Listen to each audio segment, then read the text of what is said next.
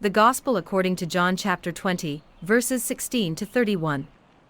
Jesus said to her, Mary. She turned and said to him, Rabboni, which is to say, Teacher. Jesus said to her, Do not cling to me, for I have not yet ascended to my Father, but go to my brethren and say to them, I am ascending to my Father and your Father, and to my God and your God. Mary Magdalene came and told the disciples that she had seen the Lord, and that he had spoken these things to her.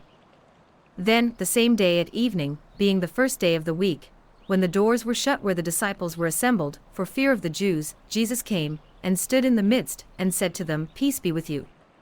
When he had said this, he showed them his hands and his side. Then the disciples were glad when they saw the Lord. So Jesus said to them again, Peace to you. As the Father has sent me, I also send you. And when he had said this, he breathed on them, and said to them, Receive the Holy Spirit. If you forgive the sins of any, they are forgiven them. If you retain the sins of any, they are retained. Now Thomas, called the twin, one of the 12, was not with them when Jesus came. The other disciples therefore said to him, We have seen the Lord. So he said to them, Unless I see in his hands the print of the nails, and put my finger into the print of the nails, and put my hand into his side, I will not believe. And after 8 days his disciples were again inside, and Thomas with them. Jesus came, the doors being shut, and stood in the midst and said, Peace to you.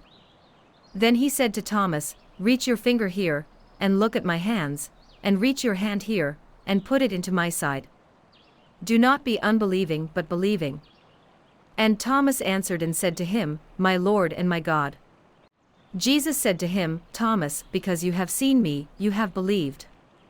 Blessed are those who have not seen, and yet have believed. And truly Jesus did many other signs in the presence of his disciples, which are not written in this book. But these are written that you may believe that Jesus is the Christ, the Son of God, and that believing you may have life in his name.